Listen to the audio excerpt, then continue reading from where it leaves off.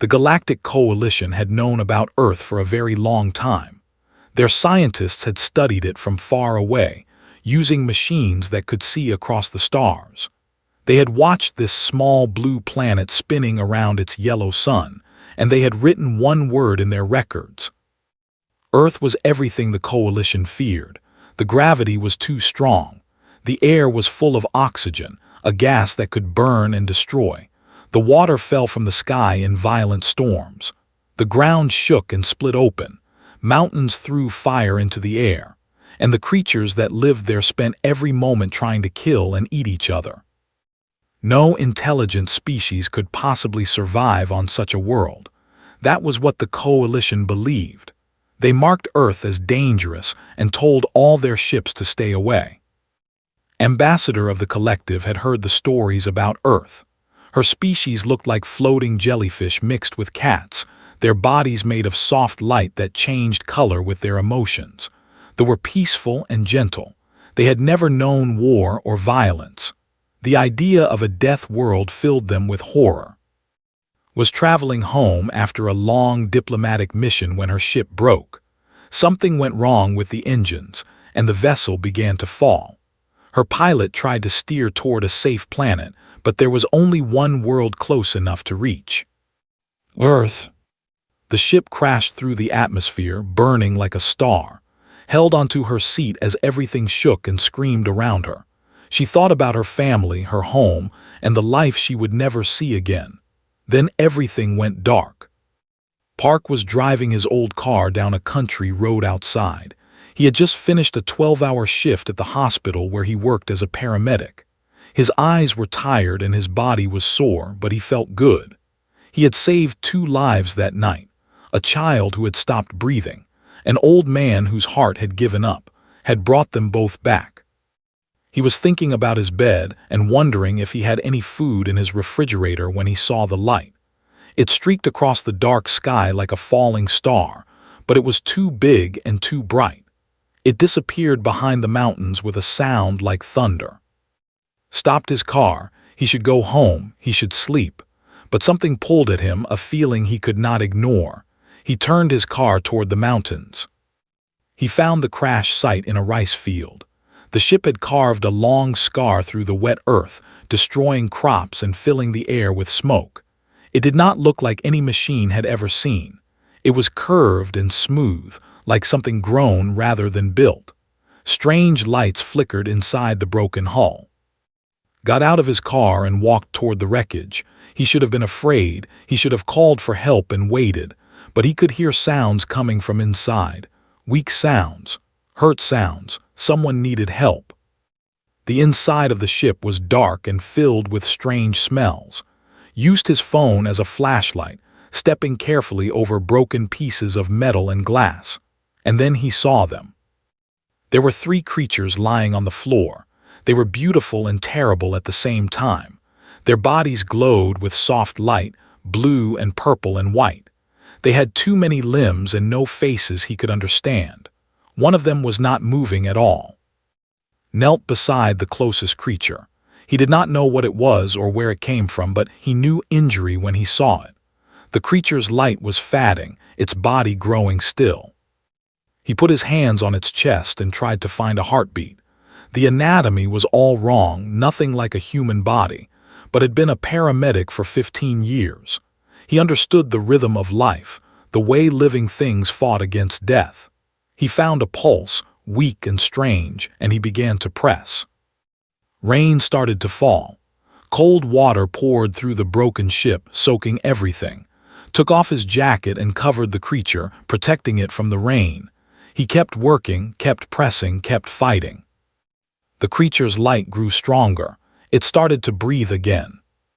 Moved to the next one and then the next. He worked through the night, using everything he knew to keep them alive. When the sun rose, he carried them one by one to his car. They were heavier than they looked, and his back screamed with pain, but he did not stop. He drove them to his hospital.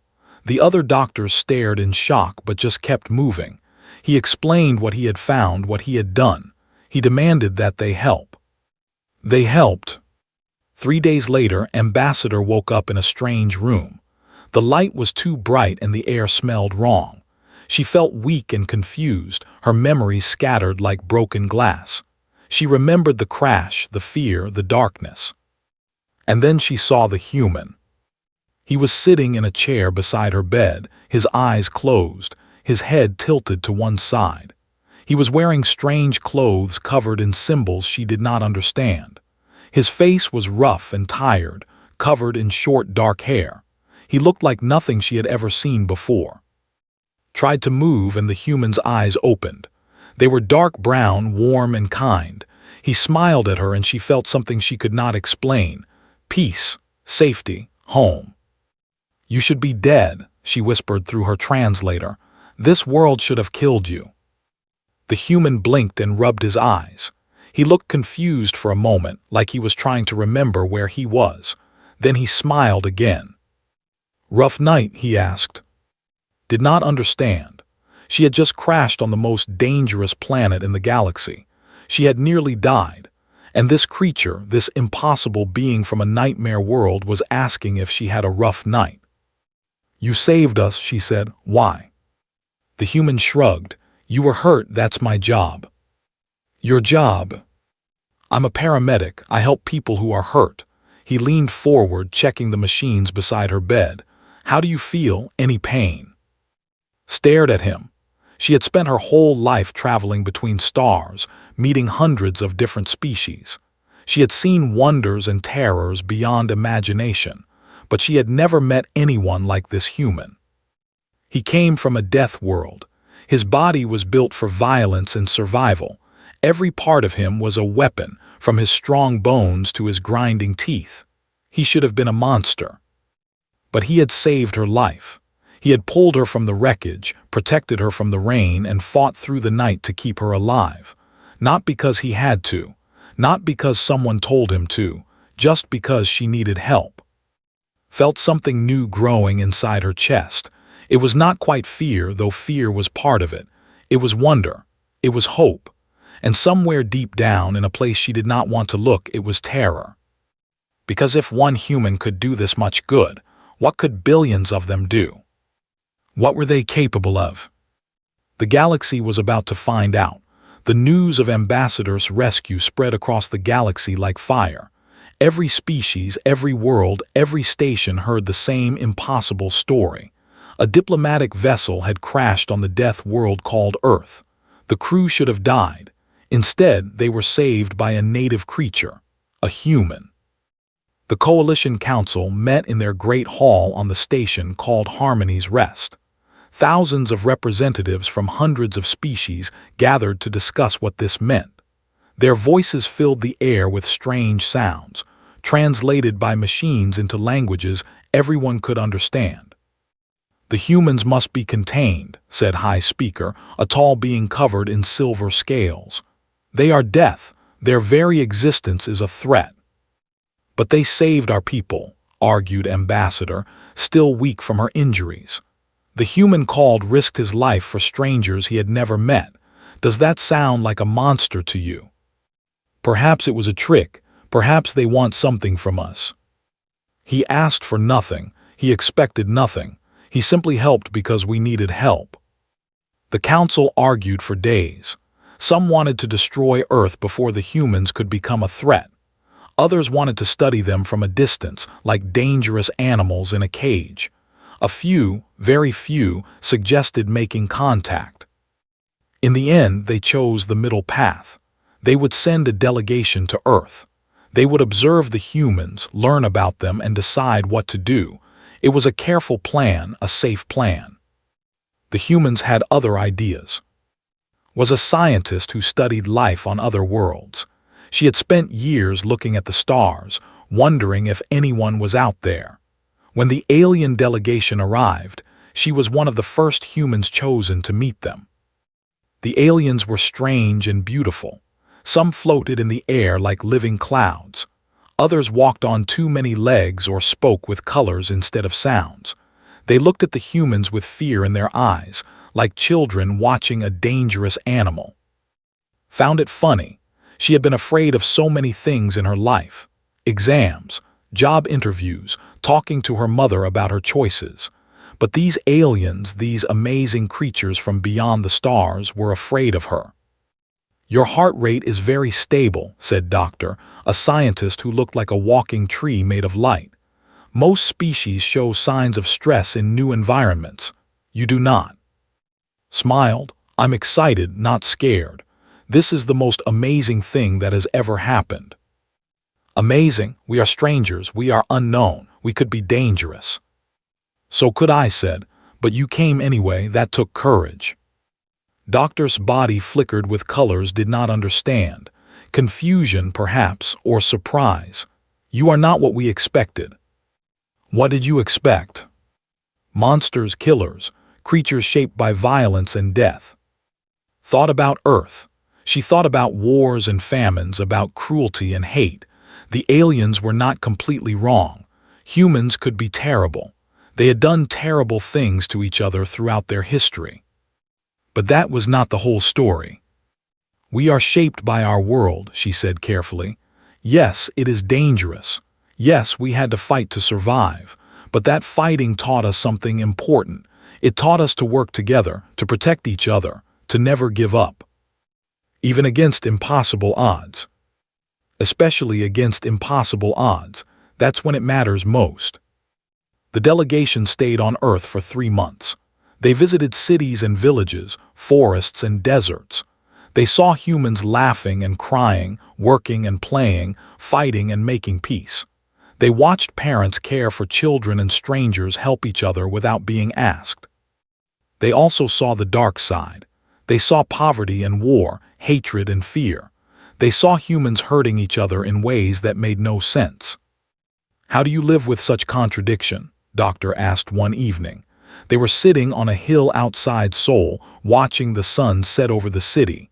"You are capable of such kindness and such cruelty. How do you survive?" "Watch the colors spread across the sky. We try to be better. Every day we try to be a little bit better than we were before. Sometimes we fail. Sometimes we make terrible mistakes, but we keep trying." "Why?" "Because that's all we can do. Give up or keep going. And humans are very bad at giving up."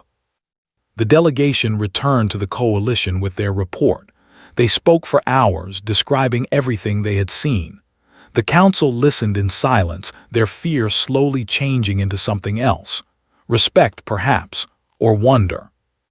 "They are dangerous," Doctor concluded. "There is no doubt about that. Their bodies are weapons. Their world is death, but they are also kind. They help each other. They help strangers. They even helped us, knowing nothing about who we were or where we came from." "What do you recommend?" asked High Speaker. His body glowed with soft colors. "I recommend caution, but I also recommend hope. The humans could be our greatest threat, or they could be our greatest allies. It depends on how we treat them." The council debated for weeks. In the end, they made a decision. Humanity would be granted provisional membership in the Galactic Coalition. They would be allowed to join, but with limits. They could not leave their own solar system. They could not build weapons of war. They would be watched and studied, kept at arm's length until they proved themselves safe. It was not a perfect solution. Many species still feared the death in their dangerous home, but it was a start. Was the first human to visit Harmony's Rest. She walked through the great station with wide eyes, taking in sights that no human had ever seen. Aliens of every shape and size moved around her, some curious, some afraid, some ignoring her completely. She stopped at a window that looked out into space. Stars filled the darkness, more than she could count. Somewhere out there were worlds and wonders beyond imagination, and now, finally, humans could begin to explore them. "It's beautiful," she whispered. Doctor appeared beside her, their body glowing with warm colors. "Yes, it is. Thank you for giving us a chance." Was quiet for a moment. "I hope we made the right choice." Smiled. "So do I." Neither of them knew what was coming. Neither of them could have guessed that the galaxy was about to face its greatest threat in 10,000 years. But when that threat arrived, When darkness rose to consume everything, the coalition would learn the true value of their new allies. The Death were about to prove themselves, and the galaxy would never be the same. 10,000 years ago, the galaxy had faced extinction. A great enemy had risen from the darkness between stars, consuming everything in its path. Worlds burned, species died, civilizations that had lasted for millions of years vanished in moments. The coalition's ancestors had fought back with everything they had. Millions died in battles that lasted centuries. In the end, they won, but just barely. The enemy was pushed back into the void, wounded and sleeping. The survivors built their new civilization on the ashes of the old, hoping the nightmare would never return. They called it the Swarm, and after 10,000 years of silence, it woke up hungry. The first attacks came without warning. Colony worlds on the edge of coalition space went silent, their communications cut off in the middle of normal messages. Ships sent to investigate never came back. When the coalition finally sent a battle fleet to see what was happening, they found nothing but empty worlds stripped down to bare rock. The Swarm had returned. Ambassador watched the reports come in with growing horror. World after world fell silent. The Swarm moved faster than anyone had predicted, spreading across the galaxy like a disease. The coalition's fleet, designed for peacekeeping and patrol, could not stop them. "We are losing," said High Speaker at an emergency council meeting. "Our ships are destroyed before they can even engage. Our weapons do nothing against their numbers. At this rate, they will reach the core worlds within one standard cycle." "What can we do?" asked a representative from the Fight, Die, Pray. His voice was hollow. "There is nothing else." Stood up, every eye in the chamber turned to her. "There is one thing else, one option we have not tried." "What option?" "The humans." Silence fell over the council.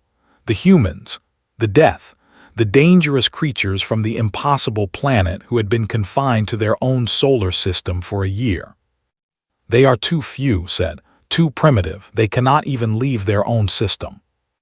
"They can leave," replied.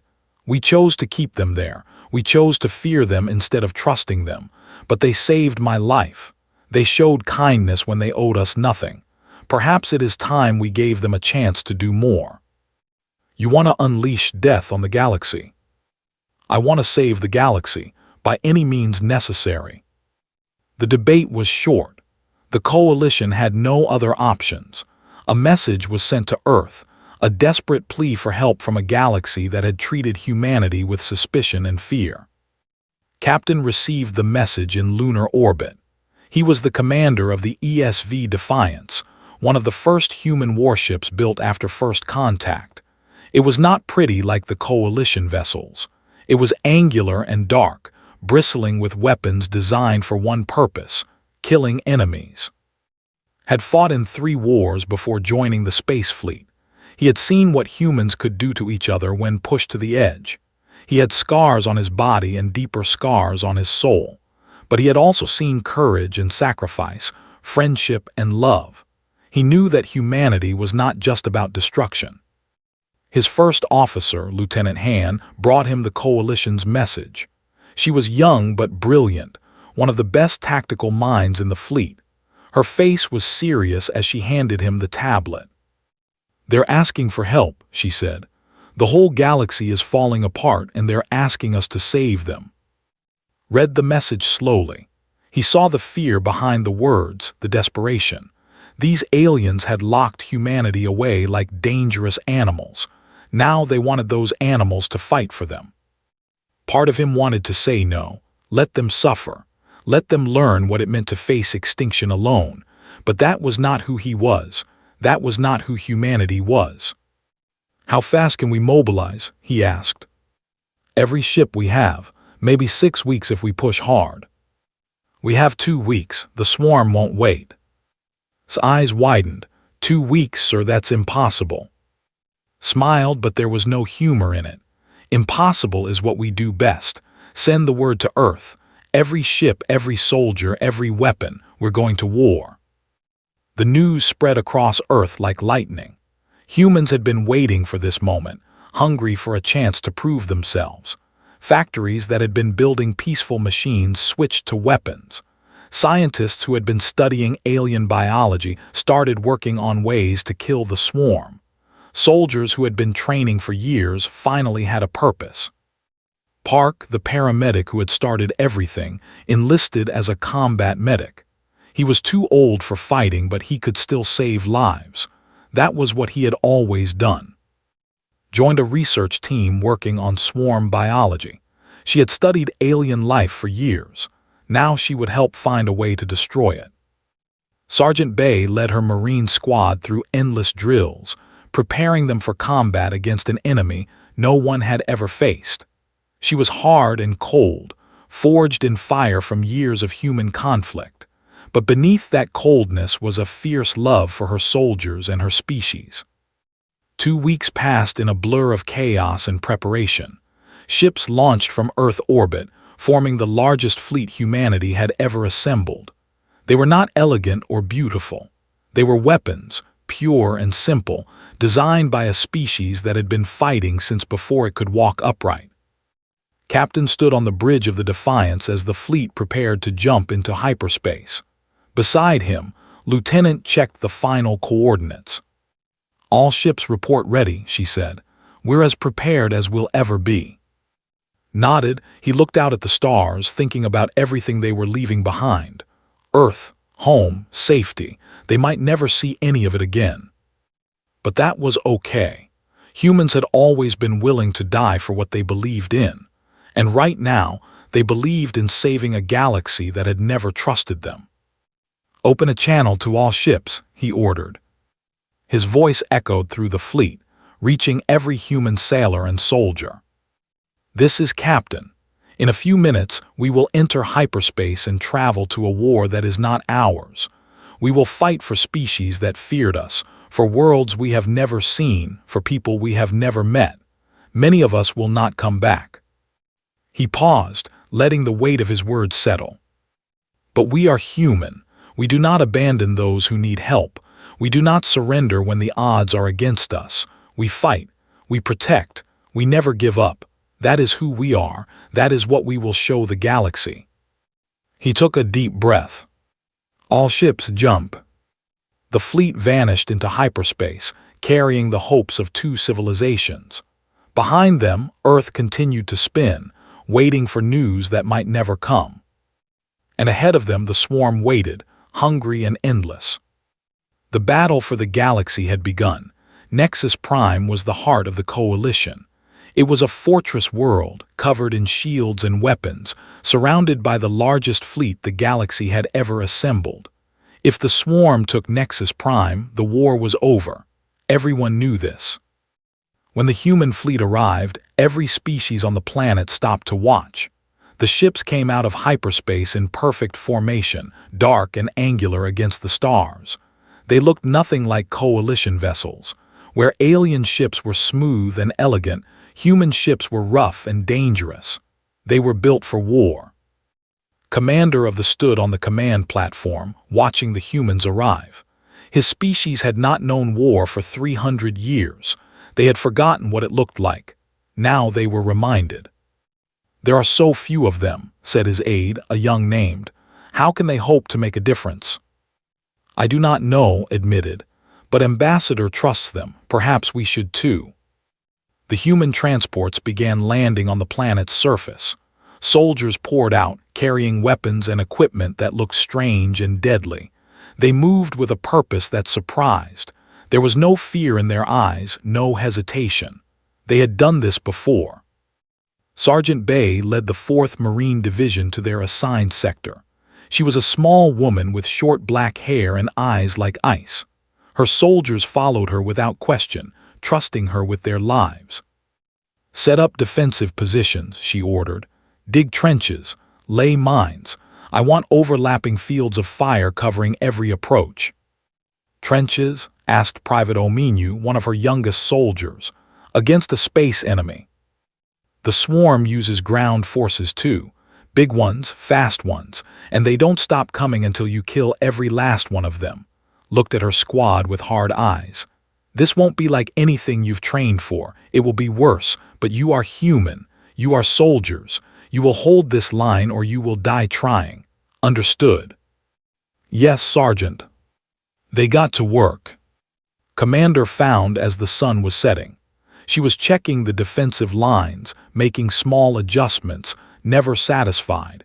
He approached carefully, aware that this human could probably kill him with her bare hands.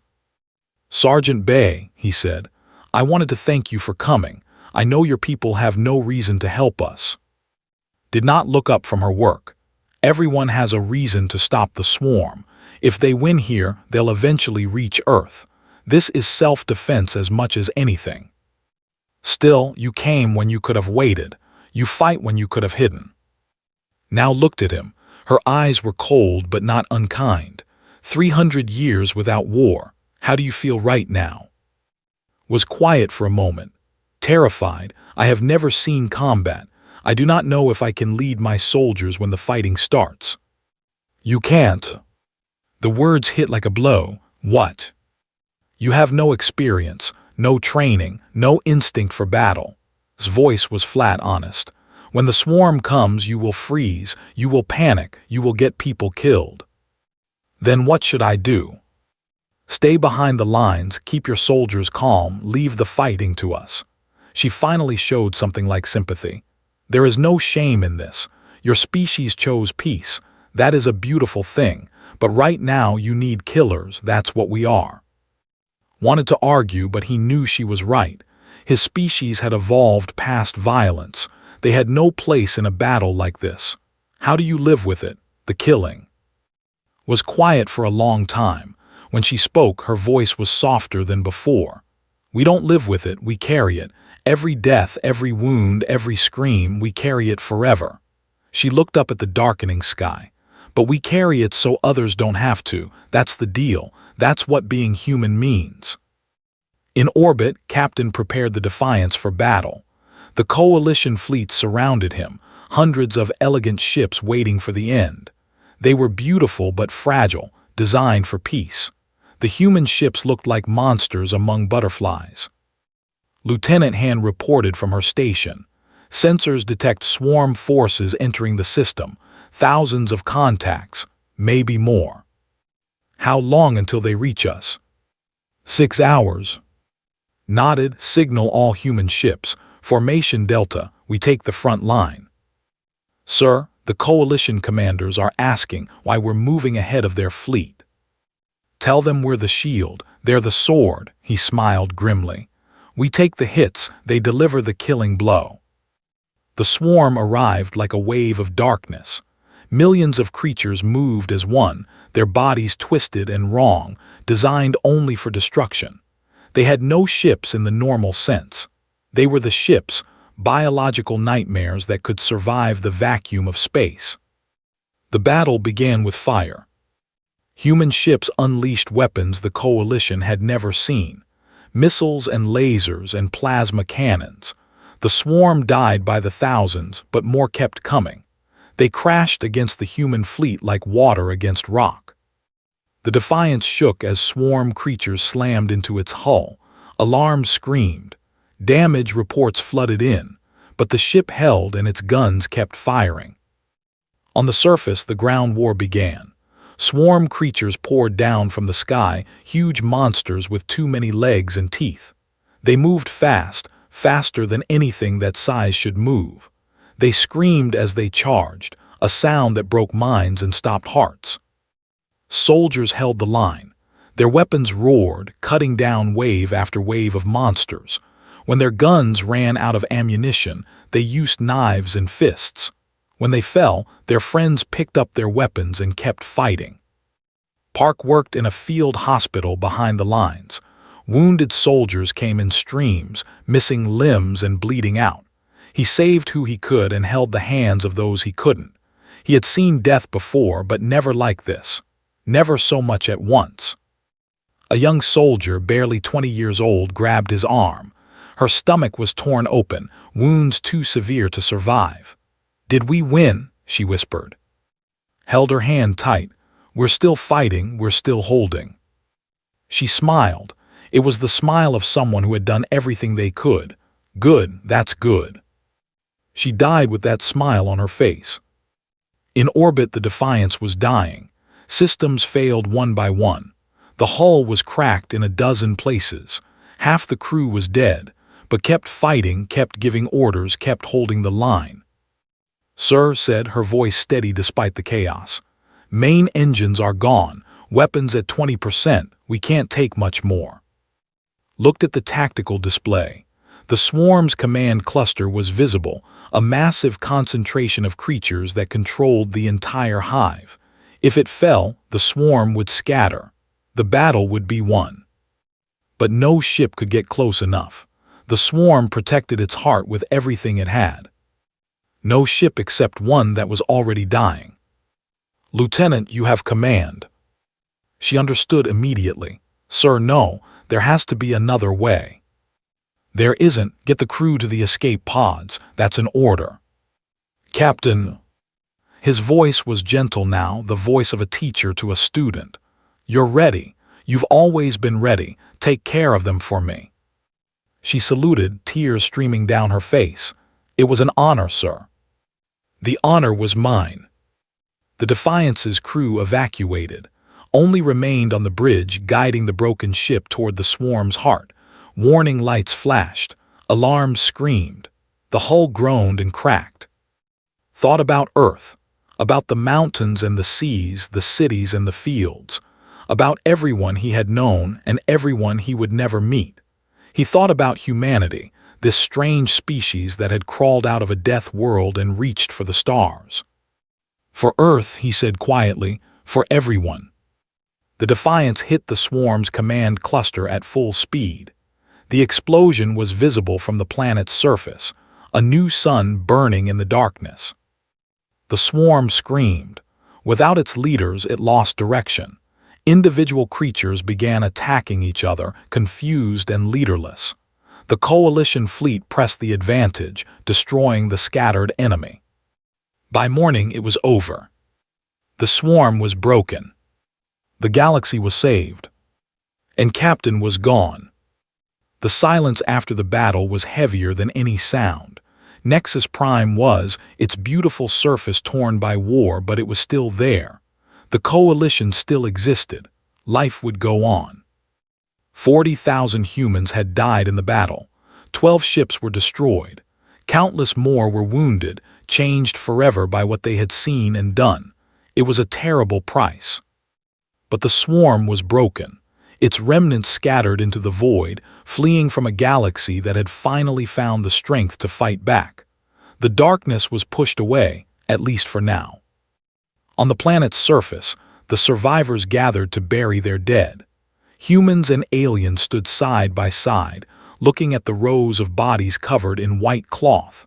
Commander stood beside Sergeant, his own soldiers mixed with her Marines. "I did not understand before," said quietly. "I thought violence was simple. I thought warriors were just killers who enjoyed death." Said nothing. She was looking at the body of Private Ominu, the young soldier who had asked about trenches. He had died holding a defensive position, fighting until his last breath. He was 19 years old. "But this is not simple," continued. "You carry pain so others can have peace. You suffer so we can live without suffering. That is not cruelty, that is love." Finally looked at him. Her eyes were wet, but her face was hard. "Don't make us into heroes. We're just people who know how to fight, that's all." "That is not all, and I think you know it." She did not answer, but she stood a little prouder. Perhaps he was right. Perhaps there was honor in what they did, even if it hurt too much to feel it. 3 weeks after the battle, the Coalition Council gathered for a special session. Representatives from every species filled the Great Hall, more than had ever assembled in one place. They had come to witness something historic. Ambassador stood at the center of the chamber. Beside her was Park, the paramedic who had started everything. He wore a simple military uniform now, decorated with medals he had never asked for. He looked tired and old, older than his years.